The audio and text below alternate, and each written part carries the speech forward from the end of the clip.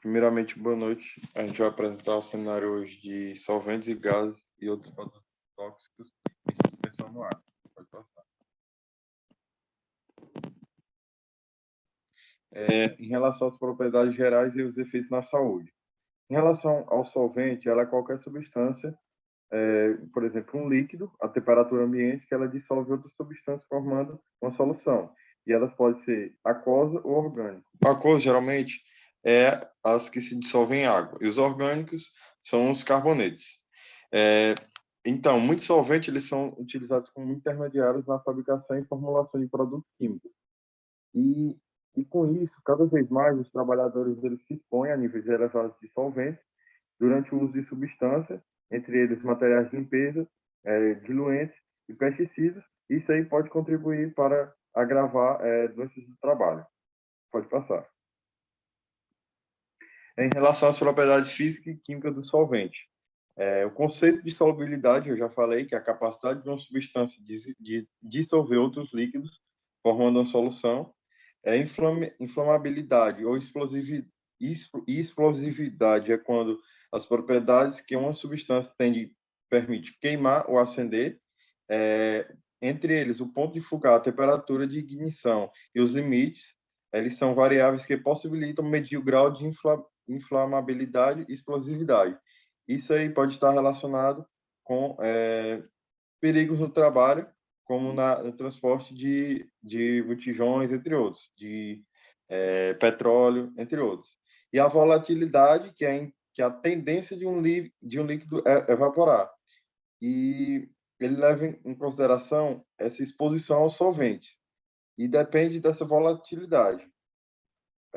Entre eles, a gente pode citar alguns, como o hexano, que ao ele ser volátil, ele evapora e aí a pessoa inala e aí pode desenvolver neuropatia, e o benzeno, que pode provocar leucemia e anemia aplásica. Pode passar. Em relação agora, só o Gabriel falando, em relação à farmacocinética dos solventes, a absorção pode ser pelo meio pulmonar, através da respiração, que leva em consideração de que, de maneira geral, os solventes orgânicos eles são líquidos voláteis e que os vapores são solúveis em lipídios e, consequentemente, bem absorvidos através da membrana alvéolo capilar, a inalação e a rota principal das exposições ocupacionais. A retenção ou absorção pulmonar, em percentual das doses inaladas, que é retida e absorvida, na maioria dos solventes orgânicos varia de 40% a 80% em estado de repouso. Também absorver através da via percutânea, que os solventes eles são solúveis tanto em lipídios quanto em águas, eles são absorvidos mais rapidamente através da pele. As substâncias elas são altamente voláteis, são bem mais absorvidas porque tendem a evaporar a partir da pele, a menos que a pessoa esteja usando luvas ou roupas que evitem essa evaporação. As taxas de absorção cutânea elas variam muito entre os indivíduos, pelo menos por um fator de 4. Os fatores que afetam essa absorção, ela podem ser a localização anatômica, o gênero, idade, a condição de pele, no caso, por exemplo, a hidratação, a higiene pessoal e fatores ambientais. Pelo menos um desses fatores vai contribuir para esse aumento da taxa de absorção percutânea. Pode passar. Agora, em relação à distribuição, levando-se em consideração que são lipofílicos, a tendência dos solventes orgânicos é de se distribuírem em tecidos ricos em lipídios. Além dos tecidos adiposos, essa distribuição ela inclui o sistema nervoso e o fígado. O metabolismo, alguns solventes são metabolizados extensivamente e alguns não sofrem muita metabolização. O metabolismo de alguns solventes ele desempenha um papel importante nas respectivas toxicidades e, em alguns casos, no tratamento da intoxicação. Em relação à excreção, a excreção de solventes ela ocorre principalmente através da expiração de alguns compostos inalterados, pela eliminação urinária de metabólitos ou pela combinação dessas duas formas. Pode passar. Agora, em relação aos efeitos do solvente na saúde. A destruição cutânea, que a gente já tinha falado sobre a absorção, quase todos os solventes orgânicos, eles causam irritação na pele, como resultado da extração de gorduras ou de dissolução cutânea de lipídios. A causa mais comum de dermatite ocupacional é a prática de lavar as mãos com solventes. As ocupações mais comuns associadas à dermatite causada por solventes são pintura, impressão, mecânica e limpeza a seco, embora os trabalhadores sempre fiquem em situação de risco em locais que sempre utilizam solventes, né? Além dessas outras áreas. Os efeitos agudos no sistema nervoso central, quase todos os produtos químicos, orgânicos, voláteis, solúveis em lipídios, produzem depressão geral e inespecífica no sistema nervoso central ou anestesia geral. Historicamente, iniciando com o éter e o éter etílico, né, que a gente conhece, inúmeros solventes industriais foram utilizados como anestésicos cirúrgicos ao decorrer do tempo, né? Há uma grande correlação entre solubilidade lipídica, medida pelo coeficiente de partição óleo-ar de oliva, e potenciais anestésica, né? Entretanto, não se conhece um mecanismo de ação da anestesia geral por qualquer agente. Em relação agora ao sistema nervoso central, os seus efeitos crônicos, a disfunção neuropsicológica, a intoxicação crônica, que são causadas por solventes, que poderá resultar em distúrbios vestibular oculomotor, no caso no cerebelo, e intolerância adquirida aos solventes orgânicos. Pode passar. Em relação agora ao sistema respiratório, todos os solventes orgânicos causam irritação no trato respiratório. A irritação ela é uma consequência da ação desengordurante dos solventes, de modo que as mesmas relações entre a estrutura e a atividade são verdadeiras, tanto para o trato respiratório quanto para a pele. A irritação do trato respiratório provocada por solventes se restringe às vias respiratórias superiores, incluindo nariz e seios. Os solventes, que são, ao mesmo tempo, altamente solúveis e irritantes potentes, como o formaldeído, por exemplo, eles não alcançam o trato respiratório inferior sem irritação intolerável no trato superior. Os efeitos cardíacos, agora. O principal efeito cardíaco dos solventes orgânicos é a sensibilização cardíaca, estado em que se caracteriza pelo aumento da sensibilidade miocárdica aos efeitos arritmogênicos da epinefrina. E os efeitos hepáticos, embora possivelmente alguns solventes orgânicos causem danos hepatocelulares em doses suficientes para períodos de duração suficientes, alguns solventes, em particular aqueles substituídos por halogênicos ou grupos nitro, são hepatotóxicos em especial. As lesões hepáticas podem não apresentar nenhum sintoma ou podem estar associadas à dor no quadrante superior direito, náuseas e vômitos. A presença de condição como sensibilidade hepática, icterícia, urina escura, fezes claras também é muito comum. Pode passar. E agora, por último, falando dos efeitos renais, há pouco relato de efeitos renais em trabalhadores expostos, talvez em parte por causa da falta de sensibilidade e de especificidade dos testes da função renal. Observou a incidência da insuficiência renal aguda, causada por necrose tubular em trabalhadores com intoxicação aguda por hidrocarbonetos hidrogenados, como, por exemplo, o tetracloreto de carbono. E os efeitos sanguíneos, o benzeno, ele tem sido reconhecido por muitas décadas como uma das causas de leucemia aplásica, após um período que pode variar de alguns meses a alguns anos de exposição, que na maior parte das vezes é a precursora da leucemia. O potencial carcinogênio, o benzeno, ele é o único solvente usado com mais frequência que apresenta evidências suficientes de carcinogenicidade em humanos. É provável que outros solventes também aumentem esse risco de leucemia.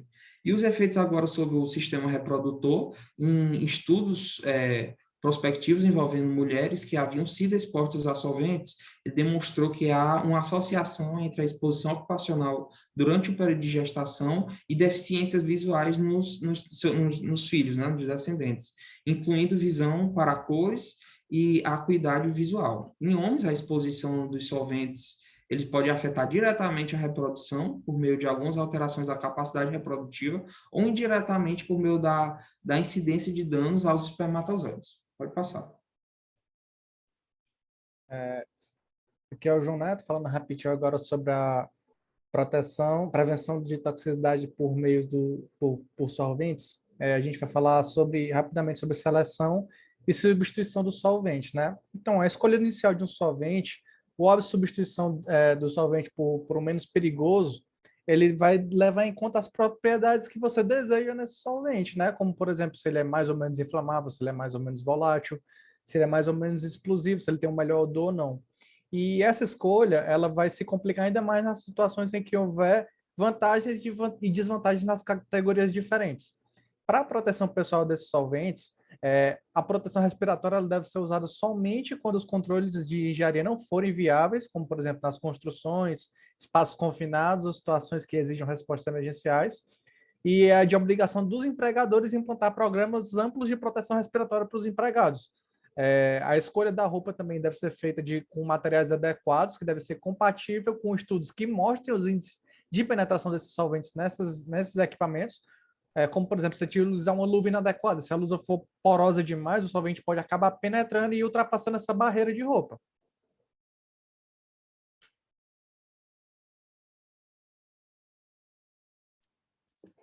Agora aqui quem está falando é o Leonardo Azevedo e eu vou falar sobre os solventes específicos e os seus respectivos efeitos. Pode passar. Sobre as considerações gerais, a gente tem o grupo geral, né, que são os hidrocarbonetos alifáticos, que eles consistem em moléculas de carbono e hidrogênio em cadeias lineares ou ramificadas. E, posteriormente, essas moléculas elas se dividem em alcanos, alquenos e alquenos. A gente vai falar, começando aqui, falando dos alcanos, né, que são as parafinas. Os alcanos são hidrocarbonetos com carbono de ligação simples. Então, no caso, se ele tem uma ligação simples, ele é saturado. O estado físico de um alcano ele depende do número de carbonos. Inúmeros alcanos líquidos, né, no seu estado líquido, são utilizados como solventes em uma forma relativamente pura. E são os componentes mais importantes de diversos solventes destilados do petróleo. Os alcanos líquidos são ingredientes também importantes da gasolina. Já os alcanos no seu estado gasoso, eles são utilizados como combustíveis, enquanto a cera parafínica ela é utilizada em velas e em outros produtos derivados da cera. Sobre a exposição ocupacional e ambiental relacionada aos alcanos, o National Institute for Occupational Safety and Health, né, o NIOSH, ele estima que, em termos anuais, aproximadamente 10 mil trabalhadores norte-americanos são potencialmente expostos ao pentano e ao heptano, que são alguns dos tipos dos alcanos, né? Chega de 300 mil trabalhadores ao octano e 2 milhões e meio ao hexano. Muitos outros indivíduos, possivelmente, eles se expõem a esses e a outros alcanos que estão presentes na gasolina e em outros produtos derivados do petróleo. Eles são contaminantes comuns do ar ambiente, com níveis de metano variando de 1,2 a 1,5 ppm, de partículas por milhão, nas áreas rurais e de 2 a 3 ppm no ar urbano, enquanto os outros alcanos são detectados em concentrações 10 vezes mais baixas. Pode passar. Sobre os efeitos na saúde dos alcanos, de uma maneira geral, os alcanos eles apresentam baixa toxicidade. Os primeiros três gases, né, que é o metano, o etano e o propano, eles são asfixiantes, né, são inertes simples, cuja essa toxicidade ela se relaciona apenas à quantidade de oxigênio que está disponível no ambiente e também relacionada à sua inflamabilidade e sua explosividade. Já na questão dos vapores, dos líquidos, né, que eles são mais leves e são mais voláteis, tanto do pentano ao nonano, eles são irritantes e anestésicos, enquanto os líquidos mais pesados, né, conhecidos como parafinas líquidas, são basicamente agentes desengordurantes. Pode passar. Falando dos alquenos, as olefinas e também dos alquinos, né? Os alquenos, eles são hidrocarbonetos alifáticos com ligações duplas de carbono. Então, no caso, se ele tem uma ligação dupla, ele é insaturado. Os dienos, eles são os alcanos com duas ligações duplas. Os alquinos são já os hidrocarbonetos alifáticos com ligações triplas de carbono. E também são insaturados. O estado físico dos alquenos e alquinos ele é determinado pelo esse número de carbonos, da mesma forma como a gente viu nos alcanos. Os efeitos da saúde dos alquenos e dos alquinos, né? Os alquenos e os alcanos, eles possuem toxicidade semelhante. As ligações de carbono insaturadas aumentam essa solubilidade lipídica até certo ponto e, consequentemente, as potências anestésicas e irritantes em comparação com os alcanos correspondentes, né? Ao contrário do N-hexano, do N-hexeno, eles não produzem neuropatia periférica. Pode passar. Sobre os hidrocarbonetos aromáticos, esses hidrocarbonetos aromáticos eles são compostos que têm um ou mais anéis de benzeno. Em relação à sua exposição ocupacional e ambiental, de acordo também com as estimativas da NIOSH, 4,8 milhões de trabalhadores são potencialmente expostos ao tolueno, né?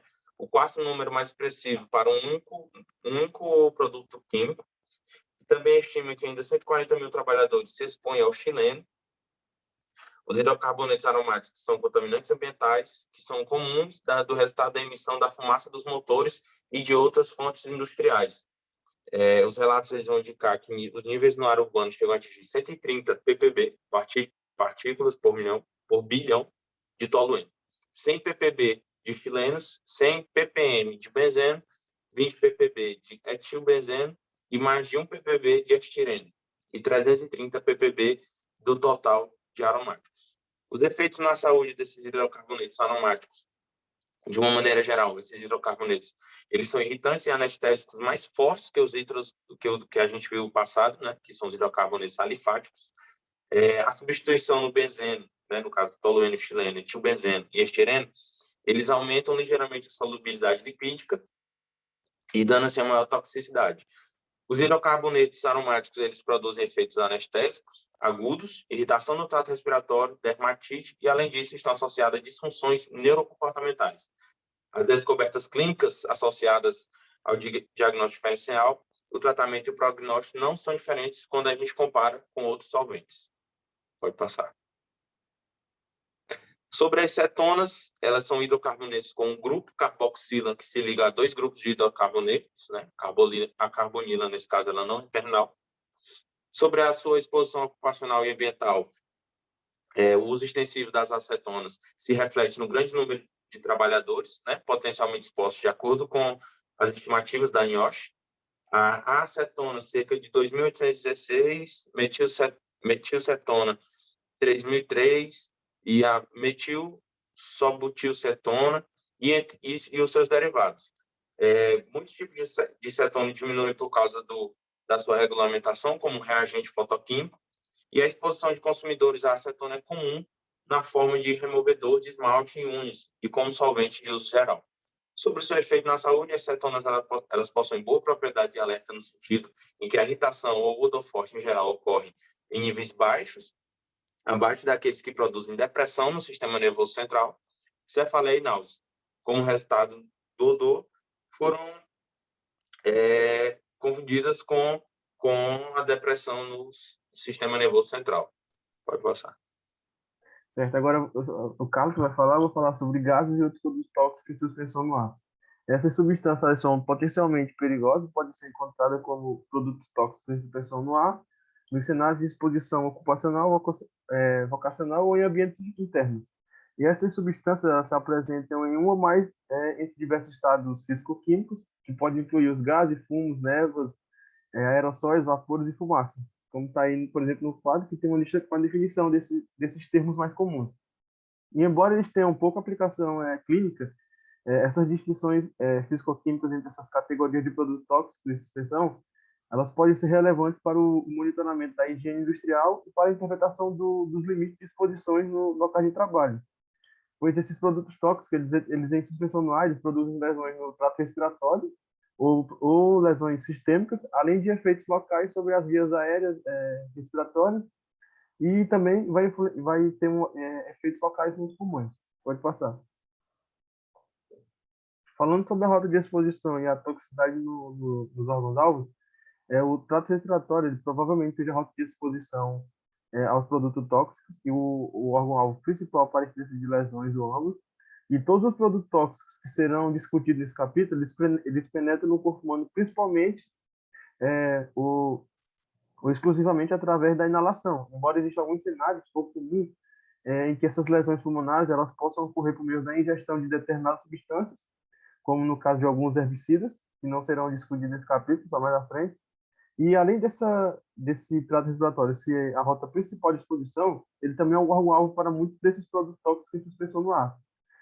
Que a gente pode citar como exemplo produtos tóxicos irritantes como a amônia, que vão provocar o início abrupto de uma grande quantidade de sintomas respiratórios, como a tosse, um aperto no peito, respiração ofegante e uma falta de ar.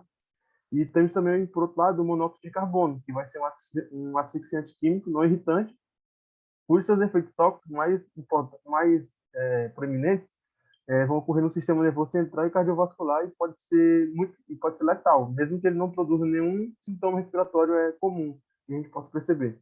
Pode passar.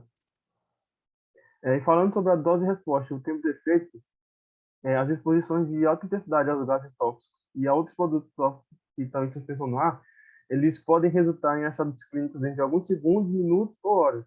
E esse cenário ele vai representar uma intensidade que se localiza na extremidade da curva de dose e resposta, em que a maior parte dos indivíduos expostos eles vão apresentar pelo menos algum efeito adverso. Então, pelo menos algo eles vão apresentar. E algumas exposições de alta intensidade de curto período podem também apresentar sequelas, só que mais a longo prazo.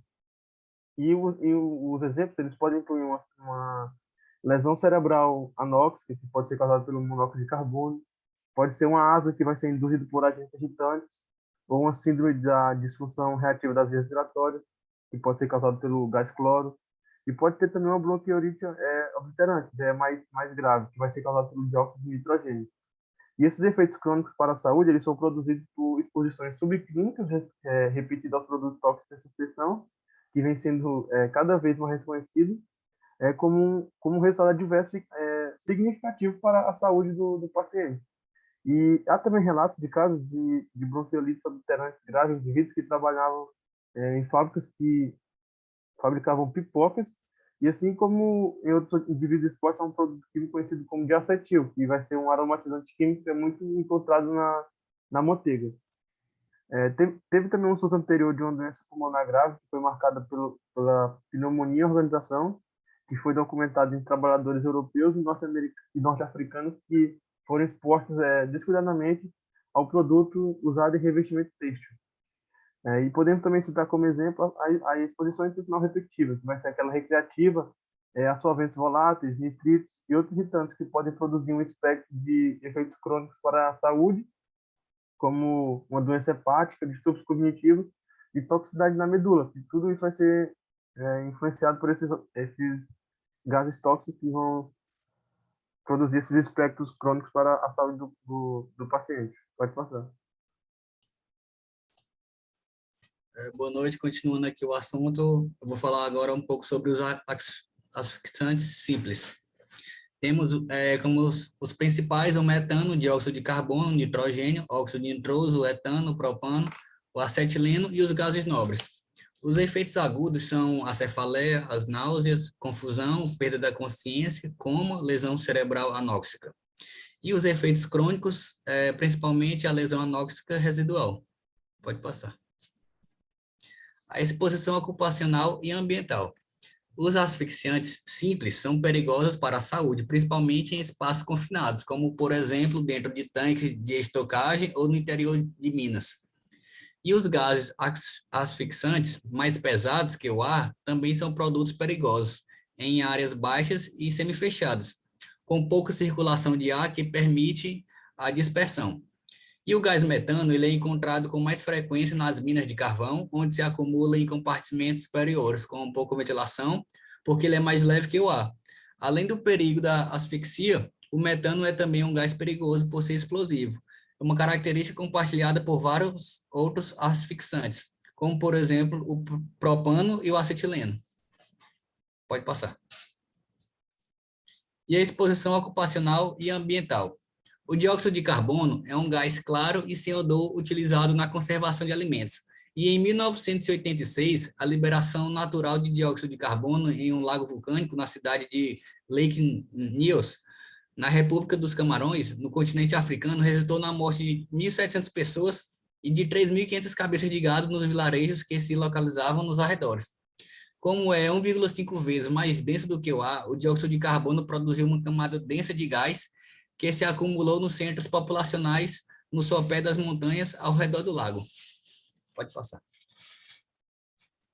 E o nitrogênio, ele é encontrado em concentrações perigosas em uma grande variedade de ambientes de trabalho, incluindo trabalho submarino, mineração, operações metalúrgicas e pressurização de poços de petróleo. Já com relação ao propano, o argônio e outros agentes asfixantes possivelmente estejam associados à exposição a concentração muito elevadas durante o enchimento de tanque ou quando houver um vazamento de algum tanque ou no sistema de abastecimento de combustíveis. Com relação à prevenção, os controles de engenharia em espaços confinados devem assegurar o suprimento de ar adequado e a confirmação de que a entrada do sistema do suprimento de ar não transporta outras toxinas, como, por exemplo, o monóxido de carbono liberado por compressores, é muito importante.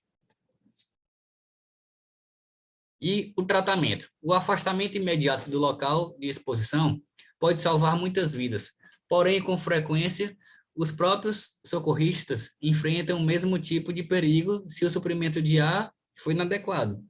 Embora sejam de suporte e inespecíficos, os tratamentos depois de exposições devem incluir suplementação de oxigênio. E o prognóstico, embora a ocorrência de lesões cerebrais anóxicas seja uma probabilidade, a recuperação de muitos sobreviventes da inalação de gases asfixantes simples é completa e rápida. E agora os asfixantes tóxicos. Os efeitos agudos e subagudos mais comuns são cefaleia, náuseas, confusão, isquemia cardíaca, coma e lesão cerebral anóxica. E os efeitos crônicos são a lesão anóxica residual. As considerações gerais. A intoxicação pelo monóxido de carbono é a causa principal de morte por inalação de gases. E a maior parte das fatalidades resulta de mais de exposições ambientais do que de exposições ocupacionais.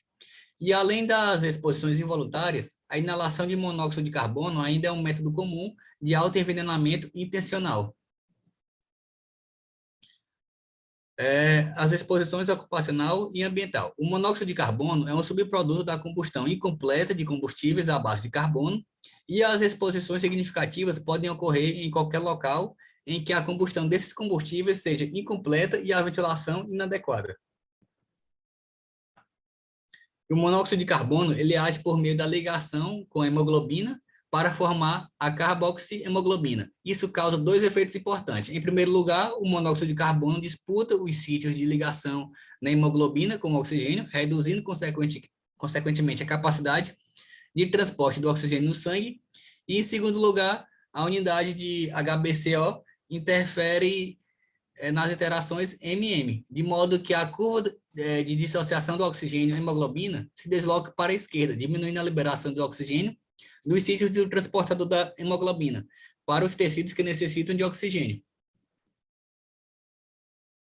E a prevenção, o monóxido de carbono não tem odor e nenhuma propriedade alerta. Os motores de combustão interna não devem ser usados em ambientes fechados ou nas proximidades da entrada de suprimentos de ar. E recomenda-se fazer a manutenção regular das unidades de aquecimento para assegurar a ventilação adequada e evitar a combustão parcial. E com relação ao tratamento, o afastamento imediato do local de exposição, em combinação com a suplementação de oxigênio 100% por meio de máscaras unidirecionais ou em pacientes comatosos, através de um tubo traqueal, é a base dos tratamentos iniciais de casos de intoxicação por monóxido de carbono. E o prognóstico, a ocorrência de lesão cerebral anóxica é uma probabilidade depois de exposições agudas ao monóxido de carbono. E a lesão pode ser não focal ou sutil, incluindo anormalidades, neurocomportamentais. Déficits parkinsonianos foram documentados como sequela do envenenamento grave pelo monóxido de carbono. Falando agora de outros tóxicos respiratórios em suspensão no ar. Primeiro eu vou falar da arsina. Ela tem como efeitos agudos a indisposição à fraqueza, o desconforto gastrointestinal e a dispneia, a hemólise e a hemoglobinúria e a hematúria. Como efeito crônico, ela tem danos renais. Esse gás arsina ele pode ser produzido de novo em refino de metais que, nesse processo, eles utilizam uma reação entre o arsênio e um ácido daquele ambiente. Não existe nenhum antídoto específico para intoxicação por arsênio, e o tratamento ele consiste apenas nas medidas de suporte às funções vasculares, renal, hematológica e respiratória. Já a fosfina tem como efeitos agudos o desconforto respiratório, a cefaleia e a tontura, o desconforto gastrointestinal e o coma. O gás da fosfina já é utilizado na indústria de microeletrônica. Ela também é gerada da hidrólise de fosfato de alumínio e fosfato de zinco, sendo que ambas essas substâncias elas são utilizadas como raticidas e inseticidas, né? Principalmente no setor agrícola na erradicação de pestes domésticas. Então a gente já vê aí como é que os homens e as pessoas e os trabalhadores se contaminam com ela. Ela também não existe tratamento específico por toxicidade pela fosfina, a não ser também os cuidados gerais de suporte, né? E a identificação do potencial para o início do retardo do edema pulmonar é importante, para não fazer um edema agudo de pulmão. E também recomenda-se a hemodiálise somente nos casos que houver desenvolvimento da insuficiência renal. O brometo de metila, os seus efeitos agudos, a dispneia, o conforto respiratório, as convulsões e, com complicação, o coma. E de efeitos crônicos, ele tem uma genotoxicidade. O brometo de metila, ele é um fumigante, ele é muito utilizado no setor agrícola, e as pessoas que trabalham na aplicação desses pesticidas formam os principais grupos de risco ocupacional em relação a essa intoxicação. A exposição ambiental ela ocorre após a aplicação incorreta desses agrotóxicos. E o tratamento também não é específico. O maior cuidado que se tem é para não chegar ao estado de mal epiléptico. E agora, por último, o abuso de outros inalantes, que são os inalantes recreativos. Tem como efeitos agudos os efeitos semelhantes à intoxicação pelo álcool, excitação, euforia, sonolência, tonturas, agitação, fala arrastada e inconsciência. Como efeitos crônicos, ele tem a perda de peso, a desatenção, depressão, alteração cognitiva, anormalidades motoras e toxicidade hepática. São aqui as drogas caseiras, por assim dizer. São produtos comuns de uso doméstico que contêm solventes voláteis, propulsores, gases, nitritos e aerosóis e estão sujeitos ao abuso com a finalidade de induzir efeito psicoativo. E o uso recreativo desses inalantes se refere à exposição inalatória intencional de produtos químicos para produzir esses efeitos psicoativos desejados. E, por outro lado, ele tem consequências adversas agudas e crônicas para a saúde do abusador, né, de quem está utilizando. O abuso desses produtos de consumo normal pode ser encontrado o abuso de produtos de consumo normal pode ser encarado como uma forma de exposição tóxica ambiental, ou seja, a própria pessoa que está fazendo uso desses tóxicos. E aqui estão nossas referências.